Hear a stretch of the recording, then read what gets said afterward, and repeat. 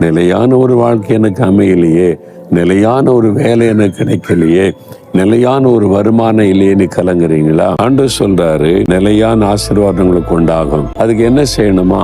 தீமையை விட்டு விலகி நன்மை செய்யணும். லஞ்சம் வாங்குறது, வியாபார தந்திரன்னு சொல்லி கலப்படம் பண்ணுவது, அப்புறம் இந்த இடையில குறைத்து கொள்ளுவது, கஸ்டமர்ஸை ஏமாற்றுவது, இந்த பாவம் செய்வது, துணிகரமாக மற்றவர்களை ஏமாற்றுவது, குடிப்பது, வெறிப்பது, ஏதோ ஒரு பாவ பழக்கத்துக்கு அடிமையாவது வேண்டாம். தீமை விட்டு விலகி நன்மை செய்யணும். உங்களால மற்றவங்களுக்கு நன்மை நடக்கணும்.